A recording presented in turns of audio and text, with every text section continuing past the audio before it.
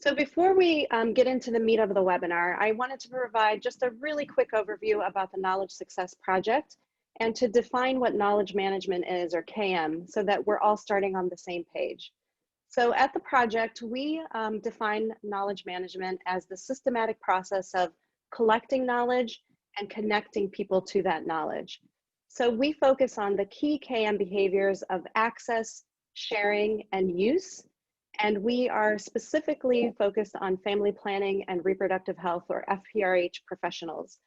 So our main goal at the Knowledge Success Project is to make access, sharing, and use of knowledge really easy for family planning and reproductive health professionals, and to make it attractive and timely. And the goal is so that these family planning and reproductive health professionals, me, you, all of you, would be able to use the knowledge that's existing in our field to improve their health programs. And ultimately, it's to help improve and save lives. Next slide.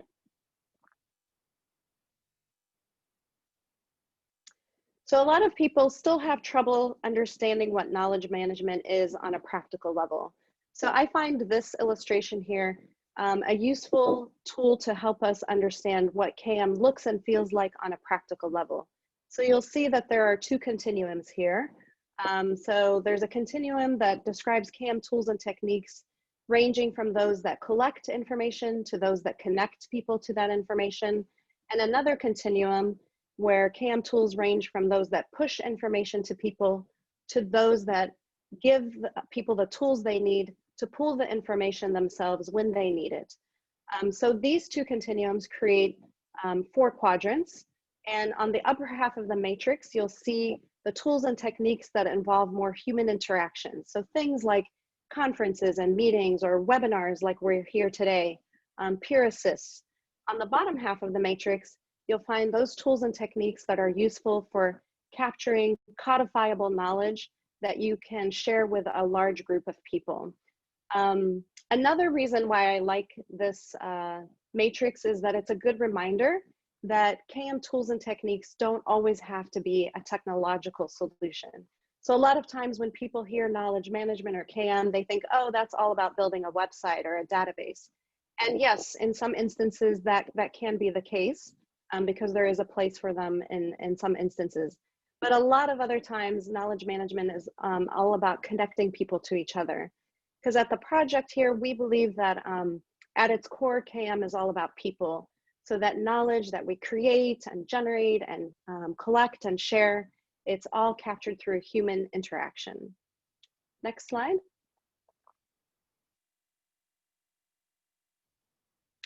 So just briefly, I'd like to provide an overview of what we're covering today. We'll start by providing an introduction to behavioral economics and how it relates to knowledge management.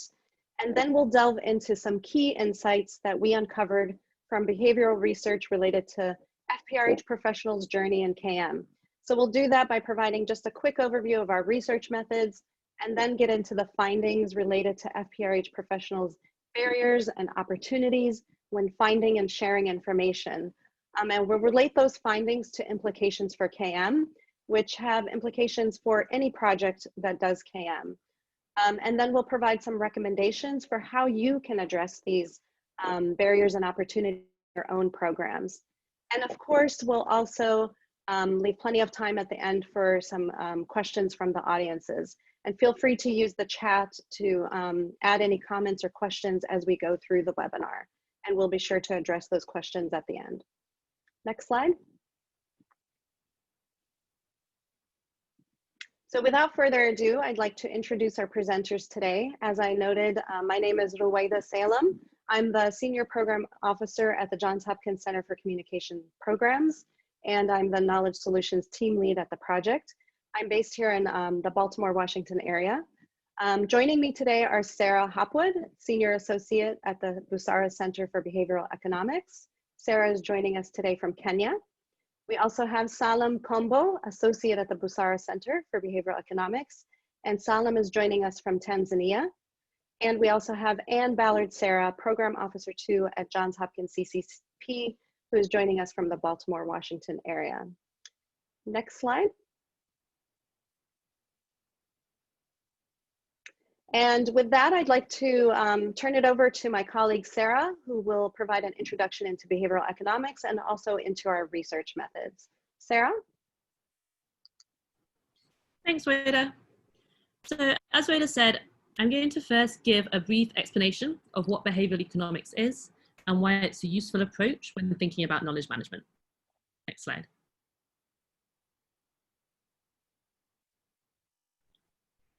So for those of you who may be less familiar with the concept, behavioral economics refers to the application of psychological insights to understand decision making and to explain what our behavior may vary and why from what would be expected according to classic economic theory. So according to traditional economics, we make optimal decisions by weighing the costs and benefits of different options and going with the rational route that maximizes utility. Behavioral economics, however, acknowledges that in reality, it's not that simple. Our behavior is influenced by a range of other factors. This may be the environment, our motivations, what others are doing, or perhaps just our capacity to process and to remember information. And by understanding behavior through this lens, we can design better interventions which actually incorporate and leverage on how we truly act. A couple of other terminology clarifications up front. So behavioral economics is a subset of behavioral science. The concepts that we will explore throughout this research drew from behavioral economics, but also from broader behavioral science. And throughout the presentation today, we'll also talk about BE mechanisms. So these are effectively any explanatory variable that can help us to better understand and to explain behavior through this lens of behavioral economics and behavioral science. Next slide.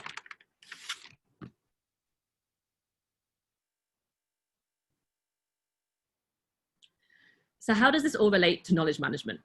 So as Rhoda mentioned at the start, we can see the process of knowledge management as a series of 3 interconnected behaviors. Firstly, seeking, finding, and acquiring knowledge, then engaging with and applying that knowledge, and then sharing that knowledge with others. Behavioral economics is a useful tool with which to examine this process because, as I'm sure many of you can attest, our best intentions when it comes to knowledge management do not always play out. Take, for example, the process of seeking best practices to inform programming. So here, the rational thing to do would be to conduct an exhaustive search of all information out there on the topic, assess it for quality and for relevance, and then develop programming accordingly. In reality, though, it doesn't quite happen like that. We might, for example, just have our favorite go-to resources that we use. Or we might find a relevant sounding article, but when it comes to accessing it, give up because it requires some extensive login process. Or quite often, we might simply just not have the time and the energy to do an exhaustive search and assessment. Now, as you can see from this diagram, these deviations from rational behavior occur at all stages of the knowledge management process, searching for information, using it, and sharing it. So through our research, what we sought to better understand is how these behavioral mechanisms apply to family planning and reproductive health professionals when they're engaging in knowledge management. And what we'll do today is present a selection of the most salient ones that came out of this research. Next slide, please.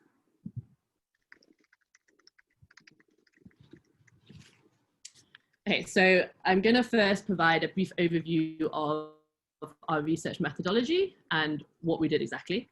Next slide.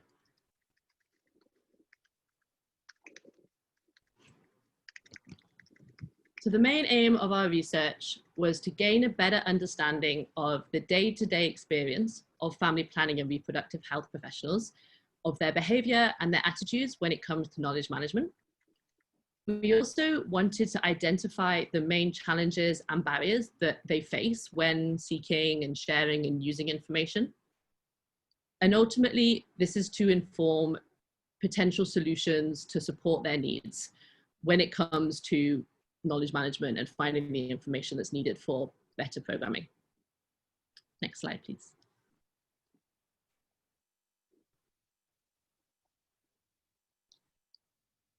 So we conducted a mixed method study where we used both a quantitative survey and in-depth qualitative interviews. So for the quantitative research, we used an online survey to collect information on health professionals seeking, sharing, and using behavior, as well as potential influences on this behavior. So this might be their organization culture or perhaps their own personal learning styles. We then conducted in-depth interviews with a subsample of those surveyed to explore the barriers and the opportunities that they face in a bit more detail. Our research focused on family planning and reproductive health professionals that fell into 4 main categories. So these are program managers, technical advisors, researchers and evaluators, and policymakers. A thing to note here is that professionals that have more of a direct service provision role, they don't fall into the scope of this project, and therefore they weren't captured in our research. We recruited professionals for both the quantitative and the qualitative research through listservs and partner organizations that are affiliated to the Knowledge Success Project. So as you can see from the chart here, we had a representation from all over the world, but as a consequence of our convenient sampling strategy, a large majority did come up from Africa. So through these interviews and the surveys, we were able to identify a number of BE mechanisms at play. And some of these acted as barriers, while others more as potential opportunities that could encourage knowledge management. And Salim is now going to go into these findings a little bit more. Salim. Thanks so much, Sarah. Next slide, please. So as mentioned, I will cover the findings as they relate to the BE mechanisms that FPRH professionals encounter when they seek information. Next slide. So the first barrier faced by FPRH professionals when seeking information is choice overload. And this is the effect of having too many choices, leading to undesired outcomes such as unhappiness and inaction. Choice overload was a common barrier that was faced by program managers, technical advisors, and researchers when searching for information. The common frustration was that FPRH information that they need is seldom in one platform or in applicable formats. Next slide.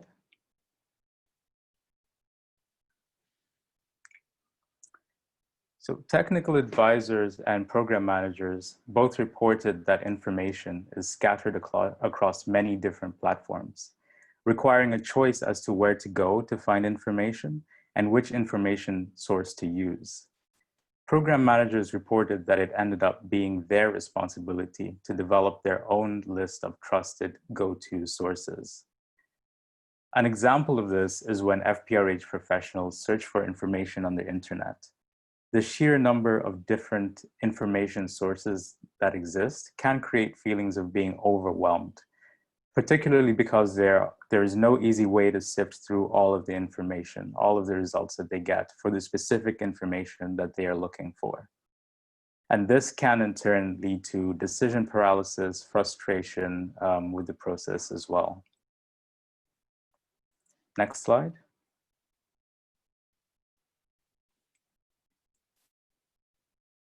So choice overload can lead to frustration and sometimes inaction, which can lead FPRH professionals to rely primarily on frequently used or well-known sources. And this could potentially lead them to overlooking key information from other sources or other regions, countries, or contexts. And this can lead to an echo chamber effect. And this is where people are in an environment where they encounter only information or opinions that coincide with their own. And this only further reinforces existing views, and alternative ideas are seldom not considered. Next slide.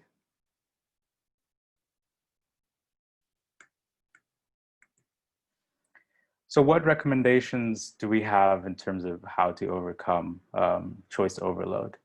Well, an obvious solution to this problem would be to create centralized databases for information when appropriate, though this isn't always possible, especially since there are many organizations and projects that are working in FPRH. So we can help, though, to avert choice overload on our own platforms that by creating the content, like carefully curating the content that we do produce. So having all the information in one place can make the quantity of information appear less daunting and help users to find what they're looking for more effectively and more efficiently. Examples of this can include topic pages and newsletters with the top 3 to 5 things to look out for, rather than a long laundry list of items that the user then has to go through. We can also make it easy for search engines to find relevant information by using search engine optimization, or SEO, techniques. And this can take many forms. So for example, we could add the main keyword very early on in our content, or using our keyword in our page or in the URL for our web pages. An alternative could also be to optimize our images for search engine optimization, which is something that not many people do quite often. So this can be, for instance, done by naming images with the relevant keywords, or including the keyword in the descriptive file name of the image as well. Or instead of using search terms to find information, we can also employ innovative search methodologies that use visual elements such as icons or pictures to help users find the information that they need, and this can help to address choice overload. So at the bottom of the slide, we have 2 examples of our past work on Zika, which uses images and pictures to help to easily direct people to the relevant content topics that they're looking for. Another technique could be to use search filters to help users narrow down to more focused lists of resources that are relevant to them. So for example, we could incorporate elements where it allows us to filter search results either by country or by language or by the specific topic that they're looking for. Next slide.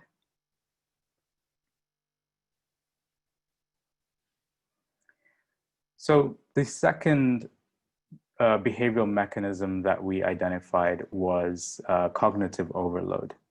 And this is the situation where you have too much information given simultaneously that it exceeds an individual's cognitive processing capabilities. This is similar to choice overload, except it is what happens when you try to internalize too much information at the same time. So an example of this is when information is presented in a format that requires a lot of cognitive effort to try to understand and to internalize, which is further exacerbated by situations where people are facing time constraints. The result is therefore usually frustration and not being able to find the information that you're searching for, and ending up looking for the information in alternative sources or looking for alternative ways to find the same information that you're looking for. Next slide.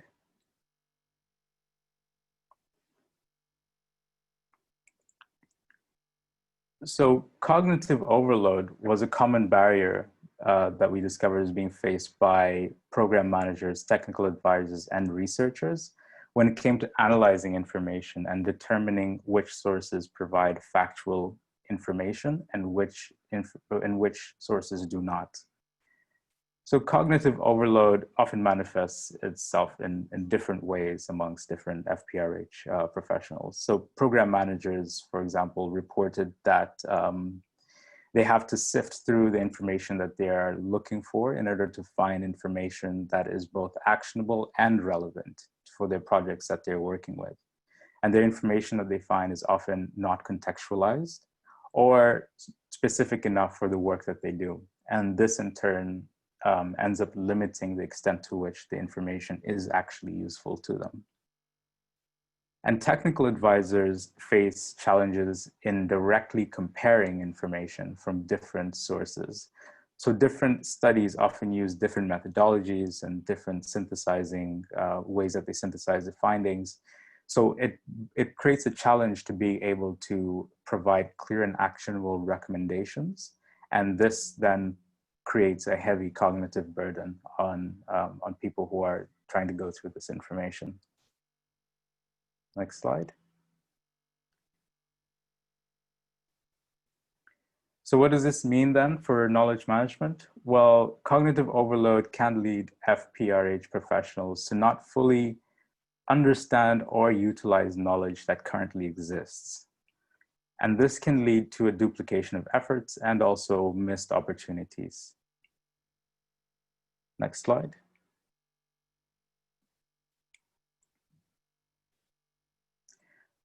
So what recommendations then can be made around this? So some recommendations to overcome cognitive overload include having standardized templates so that users can quickly go through key information that they're looking for, and to package the information in actionable and simple terms, and to ensure easy navigation as well. So for example, the standard introduction, methods, results, and discussions, or IMRAD format of journal articles actually helps to avoid cognitive overload. And this familiar and known structure helps readers to know which section of the article to go through for the information that they're looking for, rather than having to have them go through the entire document in order to find the specific information that they want. A second recommendation is to write content to improve the readability and to make it easy to scan for the information that is needed. And we can do this through quite simple techniques. So firstly, being succinct in the language that we use and not using too much jargon. Using visuals and text or bulleted lists and headers, and techniques like boldings and italics. I'm sure it's not a new thing for all of us to be able to have used it previously in our work. But above all, we should always tailor the content to be useful for the readers and the audience. So always bear their interests in mind. The next recommendation is to implement tailored push strategies to push out information. So for example, similar to other term-based platforms like Google Scholar and PubMed, programs could provide regular updates to users based on the search results that they frequently use to search for information or items that they click on or things that they download as well. So knowledge management, knowledge success, for instance, is currently using technologies and strategies like this to provide tailored information to users based on their behaviors and interests. And the next recommendation is to create quick proxy guides to note how reliable a source is. So for example, many search term-based platforms also provide information on the number of times that a resource has actually been cited in other papers.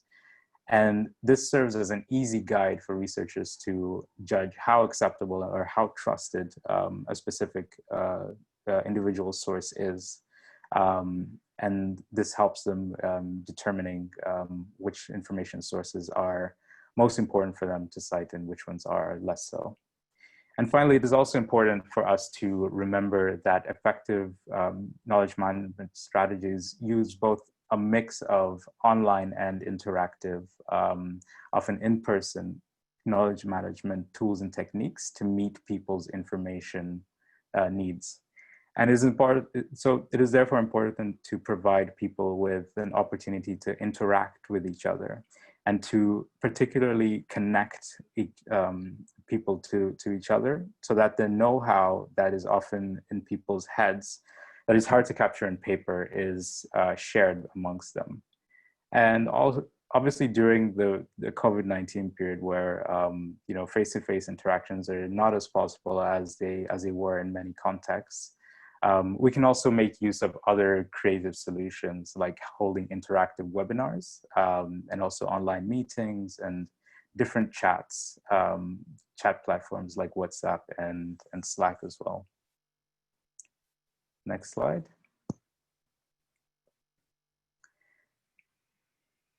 So the next BE mechanism which we identified was learning preferences. And this refers to the type of information that someone prefers interacting with and when they learn new information. So learning preferences are important because they influence how people internalize, how they understand, and even how they act on the information that they receive. Next slide.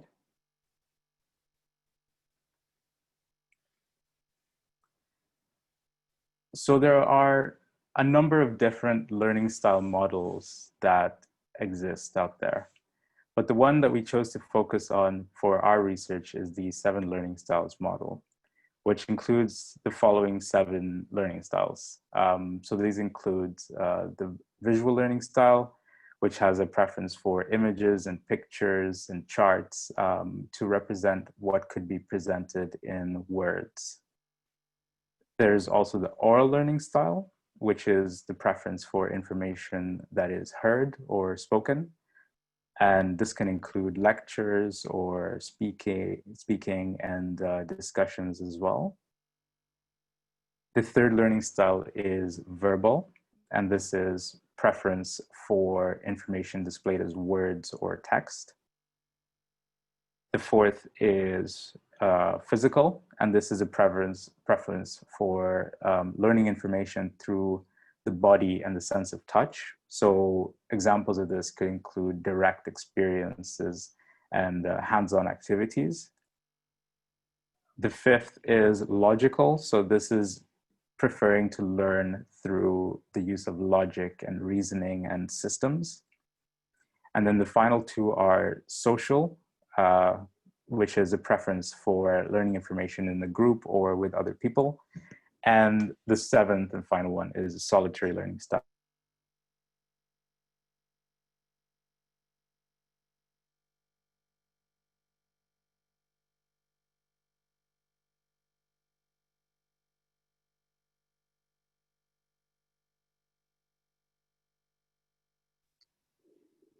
Looks like we may have lost Salam's audio. It looks like he is frozen. We'll give him just a couple seconds. Maybe he'll be able to reconnect. Perhaps we can move on to the next slide.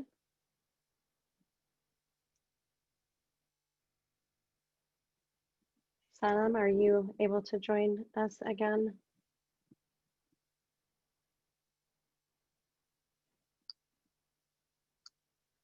Maybe I can jump in here. So this chart here just shows under the research we performed, we asked the professionals what their preferred learning styles were. So we asked them a number of different questions, and then we asked them to indicate what their stated learning preferences are. And so what we found was that it really ranged across the board. There were many different types of learning styles. But what was really interesting for us is that although a lot of the information in the family planning field is verbal in nature, so it's text-based, there were a lot of other types of preferred learning styles. So the most prominent one that was reported by FP professionals was actually oral learning styles. So listening to information. Visual also appeared pretty prominently at 17% of FP professionals. And so from this, we learned that it's important to create content in a range of learning styles to appeal to people's different learning preferences. Next slide.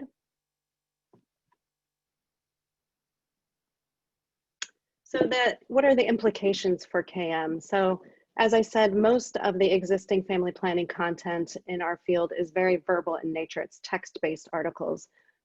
Yet there are preferences for a lot of different other formats like oral and visual formats. So when family planning professionals don't find information in their preferred learning format, it could lead to additional time and energy spent trying to understand and learn and apply that information because it's not in a format that resonates very easily with them. Next slide. So what are our recommendations? So obviously we won't be able to meet every person's individual learning preferences with every piece of content. But what we can do is create content in a range of formats. So rather than, depending on our traditional text-based articles, consider whether the information that you want to present to your audiences could be better suited in a video format or through infographics or data visualizations. Podcasts or audio formats are also becoming more and more popular and having more interactive experiences to engage people in the content. Also, it's important to use a mix of both online and interactive KM tools and techniques. Some of the learning styles, are people like to learn on their own, while other people like to learn in a more social environment where they're interacting with people. So even in the current COVID times when we can't meet face, there are other interactive techniques that we can use in a digital format to allow people to interact with each other and ask questions and get answers to their questions. Next slide. And from here, I'll pass it on to Anne to share with us some other BE mechanisms. Anne? All right, thank you so much, Ruwaida, and thanks for jumping in there. Hi, everyone. Thank you for being with us today. So I'm going to talk about 2 additional BE mechanisms related to sharing information. And as you'll see on the next few slides, we've actually grouped these 2 mechanisms together because they're so closely related to sharing information. So next slide, please. So the first mechanism that I'll talk about is social norms. And social norms are rules, whether those be spoken or unspoken, behavioral expectations for members of a group of people. And I just want to check and make sure you all can hear me. Can you hear me? Yes, we can hear you. Your audio changed a little bit, but we can still hear you. Okay, yeah, I got some pop-ups that said my mic wasn't working. Okay, I'll continue. So social norms are those rules that are spoken or unspoken that create those behavioral expectations from members of a group of people. And this is a specifically important mechanism when it comes to knowledge management, because if sharing information is not considered a social norm, people are less likely to do it. And if it is considered a social norm, it will be an accepted behavior and, more important, an expected behavior of people. Next slide, please. So what did we hear from family planning and reproductive health professionals regarding sharing information and social norms? Well, first, we found that sharing behavior is largely driven by organizational norms. So when we asked people what the most common reason why they shared the way that they did, so whether that be via an email or in a meeting, we found that it's most likely it's because everyone else in their organization shares in that same way. So this means that sharing behavior is largely driven by those organizational norms. We also found that social norms regarding information sharing can be both positive and negative. So an example of a positive social norm for sharing behavior that we heard in our research was from researchers. Researchers really value and appreciate the peer review process because they can ensure that quality and robust information is shared through that process. And then finally, some participants expressed concerns about losing comparative advantage of their organization if they shared too much information, as you can see in the quote below. Next slide, please.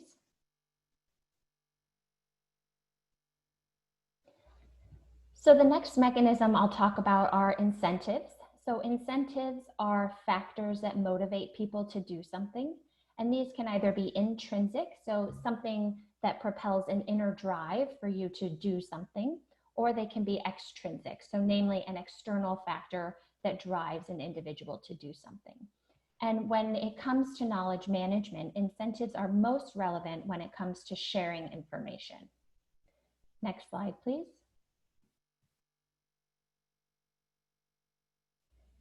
So what did we hear from family planning and reproductive health professionals related to motivations to sharing information and knowledge?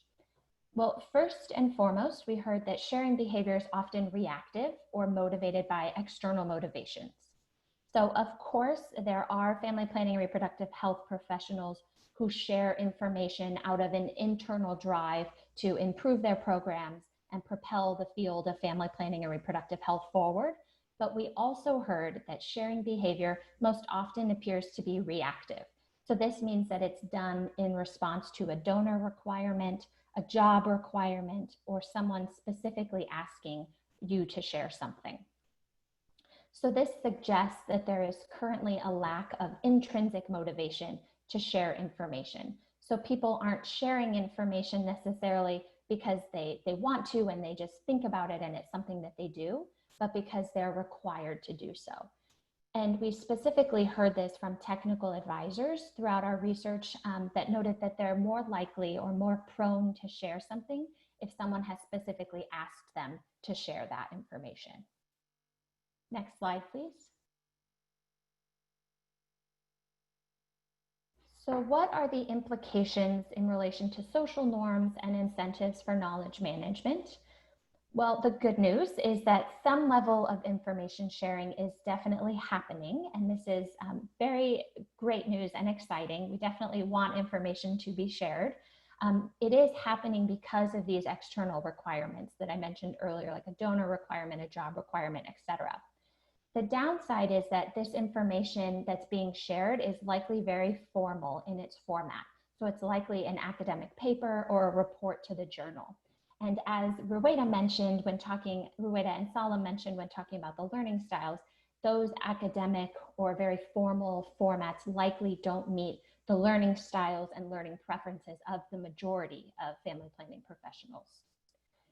Additionally, those sharing behaviors that are driven by an external requirement are not as sustainable as those that are driven by an internal drive. So for example, if you are on a 5-year project and you have these requirements to share, once that project ends, those sharing behaviors would likely end as well.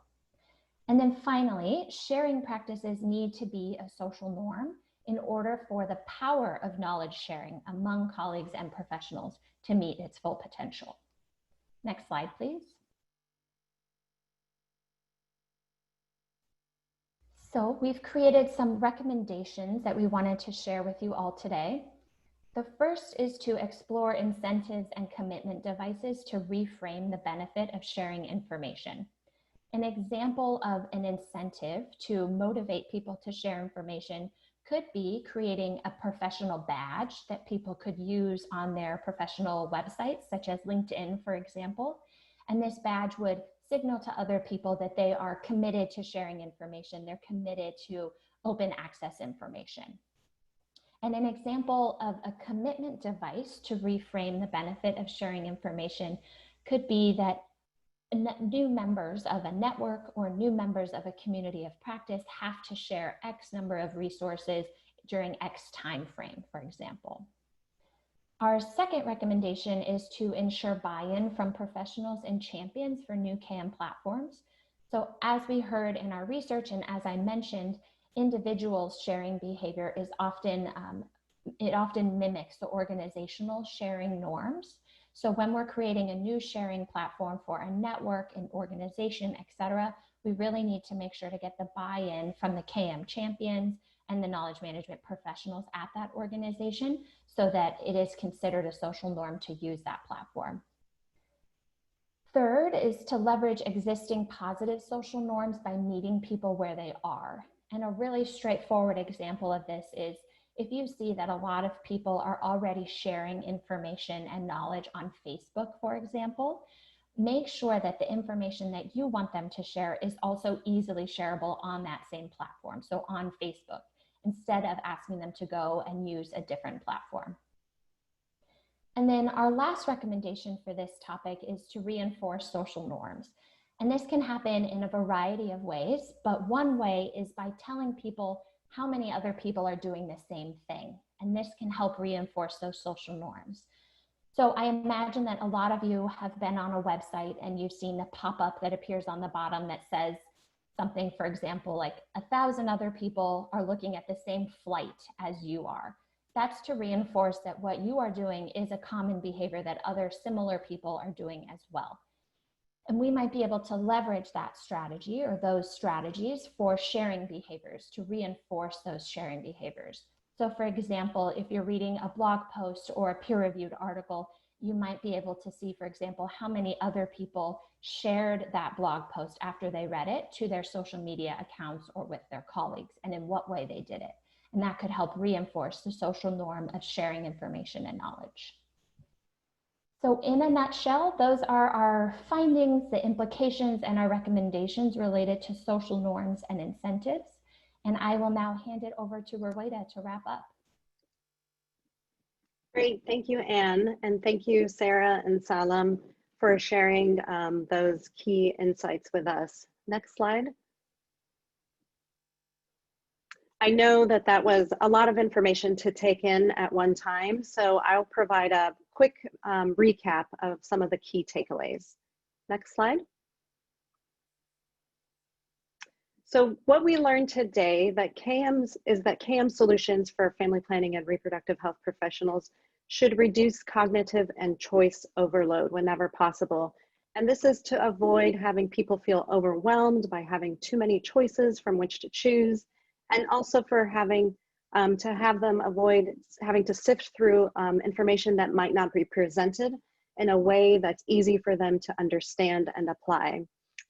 KM solutions should also make use of different learning formats.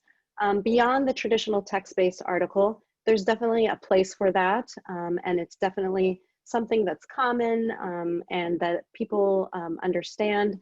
But in addition to those text-based formats, it's helpful to create content in other formats like videos and audios and visuals, interactive experiences, to help people with different learning styles access and use that information in an easier way.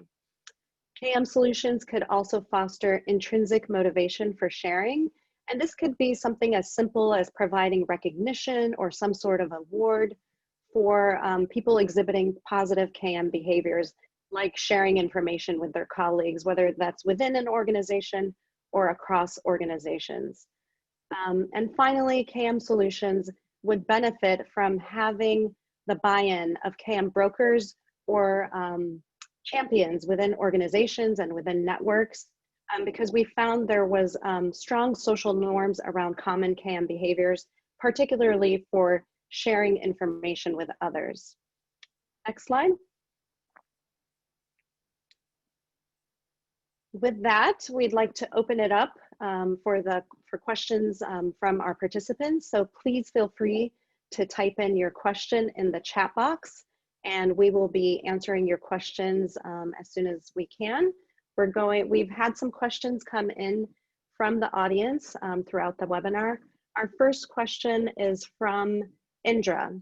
Indra asks, with regard to choice overload and non-centralized data, has there been any concerted effort to create universal classification codes that are adopted by all practitioners to include funders and donors? That also includes a virtual library that is monitored or managed using AI or machine learning. Very excellent question, Indra. Thank you for asking that. I will say that we can point to things like PubMed, where they have a centralized database that provides access to peer-reviewed literature, and they have very standardized keywords that are, all the information in PubMed is classified according to standardized keywords to help with information retrieval. But unfortunately, we're not aware of any centralized efforts among donors to provide access to a centralized database like that with standardized classifications to information beyond the peer-reviewed literature. We are exploring in our project the use of machine learning to help people get the information they need, in a very timely way and an efficient way. So stay tuned for more on that as the project unfolds. But I'd also like to point out that, as we had mentioned earlier on, as Sarah Hopwood had mentioned at the beginning, behavioral economics is all about realizing and understanding that intention to action gap. So while we can create, potentially a centralized database and have that information tagged in a centralized way, there's still also the need for practitioners to actually go in and use that database. So moving from that intention to that action. And so that's where we find that some of these behavioral economics concepts can help us improve that intention to action gap and reduce that intention to action gap to get people to actually use the information in their work. Our next question is from Caitlin, and we'd like to, Caitlin was asking, what feedback has Knowledge Success received from that one thing email? This seems like a great push strategy, and I'm curious how it's been received. So I'd like to pass that over to Anne. Anne? Thank you, Rowena. I'm actually going to pass that to Ann Cott, who's our Director of Communications. Hi, everyone. My name is Ann Cott, and yeah, it's a great question, Caitlin, and I'm so glad that you are a That One Thing subscriber. And the answer is that we have received a lot of positive feedback related to That One Thing. And for those of you who don't know, That One Thing is a weekly email that is sent once a week by Knowledge Success. It's meant to highlight the one thing that family planning professionals should be aware of for that week. So the one thing and the one thing only. And the purpose is really to help with those feelings of being overwhelmed that we found both in the research and that we were hearing in the working groups and communities of practice that we join. And particularly we're hearing right after COVID hit. And purpose is to get essential and key information to people in a way that is a little less overwhelming and a little more focused. And again, this is really to help address choice overload. And you can register for That One Thing on the Knowledge Success website. But I also want to say that beyond the positive anecdotal feedback we've received, we do also look at the data. And not to get too nerdy, but the standard open rates and click rates for emails in education and training, which would be our knowledge management industry, are around 23% and 2.9%. And That One Thing ranges between 29 and 46% open rate and 2 to 6% click rate. So it really does quite well. I'll share in the chat box a link to those email marketing rates in case anyone else is interested in that. Can be really helpful in looking at how successful your push campaigns have been. Thank you. Great, thank you, Anne. Our next questions are, we have a couple of questions about learning styles that are somewhat related, so I'll pass that to Sarah.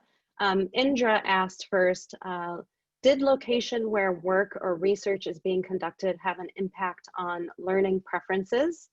And somewhat related to that, Ann Fitzer asked, are people really self-aware about their learning style? So Sarah, can you take those questions, please? Yeah, sure. Good questions. So for the first one about the relationship with region, we didn't find any strong correlations between learning style and geographic region. So generally speaking, you sort of get a range of learning styles across people, no matter where they are. I do think though that there's something to note here about a probable relationship between kind of language and the learning style, in that a lot of professionals are working sort of with English as a second language, and the majority of resources are in English. And so I think there, although kind of, you know, you might have people who would have a verbal learning style stay if it was kind of in their first language, I think nearly everybody will benefit from images and videos when things were in a second language. So sort of, I think the recommendation and thinking around the need to have kind of things that appeal to more to visual learners is particularly relevant when you're working with like a sort of a global community of people all working in different languages.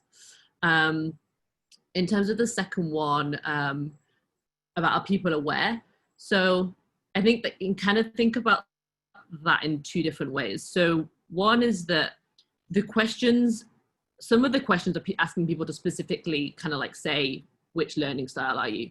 And there, I think people have sort of different levels of awareness. I think some people have like done these questionnaires before, have already done assessments, already know what learning style they are and can report that, others perhaps not. But a lot of the questions were sort of more around kind of scenarios and asking people to say what they would do. So, you know, do you prefer using videos or using written manual to understand how to put together a piece of furniture, for example. And so that's kind of like not really directly asking people just to self-report, but sort of like together combined, you get a score or an allocation across different learning styles. And so that's kind of one way to think about it in terms of just the style of the questioning. I think the other element to it as well is that there's a slight difference, I think, between learning style in terms of like how you best might be able to sort of engage with information versus how you prefer to do it. So when we're talking about the relationship between knowledge management and learning styles, I think it's more around kind of like what kind of information you prefer to engage with.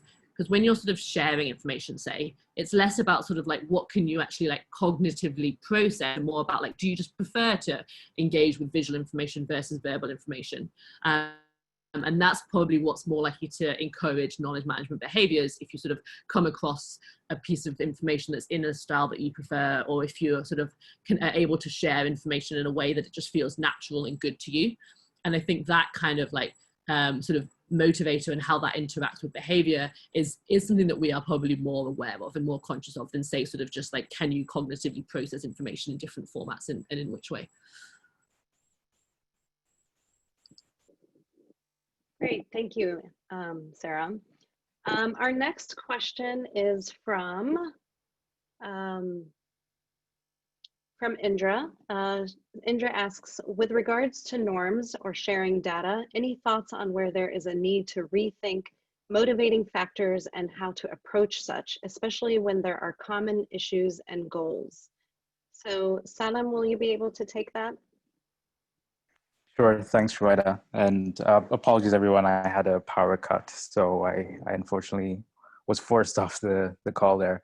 But yes, thanks, Indra, for the question. And I think there are two distinct ways that social norms could play in terms of reimagining the common issues and goals around and motivations around sharing information. And the first is taking into account that the motivations for sharing information can either both be intrinsic or extrinsic. So extrinsic motivations can definitely influence whether or not people share information. And we can leverage this by the way that we leverage messaging to be able to firstly understand what the extrinsic environment is like. So what social norms are prevailing around sharing of information, and either leverage on these to try to increase people's willingness to be able to share information. And the second is that social norms themselves influence the kinds of people who share information. So depending on cultures, you may have norms where information sharing, knowledge sharing is mostly expected. For instance, in many parts of Africa, you expect that the cultural expectation is that knowledge is often shared by the elders, those who have more wisdom or who have been working on something longer. And there's less emphasis on younger people to share information with their elders. Because of this social norm that prevails in many cultures, that knowledge sharing usually comes from those who are more elderly and more experienced than yourself. Yeah. Great, thank you, Salam. I think we have time for one more question. Dwiki asks, sometimes we don't just want people to share knowledge, but also to put it into practice. In your opinion, what are the barriers for people to put into practice the knowledge they already have? And how can we help in overcoming it? Anne, can you please take that question? Yes, thank you for this question. It's a really interesting concept. So on my response, I would say that barriers to using knowledge definitely include cognitive overload, even the knowledge that we already have. And as a reminder, cognitive overload is when there's too much information is presented in a way that may be difficult to understand or not easy to digest. And a way to address this is to create different knowledge products in different formats to meet different learning styles so that the information is more easily internalized by those who are using it or reading it. And a barrier to putting into practice knowledge that people currently have, I think, one of the barriers is that the information is not contextualized or does not include enough detail for that person to be able to adapt it to fit their needs. And an additional barrier that I would mention is really time, competing priorities, and a kind of lack of sharing behaviors, so that people don't necessarily share what they already know with others, so that they can kickstart those discussions of how they might use that knowledge. Great, thank you, Anne. And we have so many great questions from the audience. Thank you for being so engaging. Unfortunately, we are getting close to ending our webinar. I want to respect everybody's time. So what we'll do is we'll provide written responses to all the questions, including the ones that we haven't been able to get to. So just to wrap up very quickly, next slide. If you're interested in digging more into this kind of work, we invite you to take a look at our report that synthesizes the research that we covered today, and as well as additional findings. So we will be posting to our website very soon our report on that, along with some other tools that we've developed, including journey maps for family planning and reproductive health professionals that outline the steps that they take when they're seeking, sharing, and using knowledge, along with the barriers and opportunities that they face in each of those steps. And while these really are focused on family planning professionals, they are applicable probably to a wide range of global health professionals beyond family planning. In addition, we've created a handout or an action sheet of how to address the BE barriers that we covered in this webinar today in our KM work. So we'll be sharing links to all of these resources, along with the recording of the webinar in both French and English, with all of the webinar attendees and registrars, the people who've registered for the webinar, and we'll also be posting these to our website very soon. Next slide. So with that, I'd like to close the webinar and thank you all for attending our webinar and for having such great questions and insightful questions. And we hope to talk with you soon again. Have a great day and be safe. Thank you.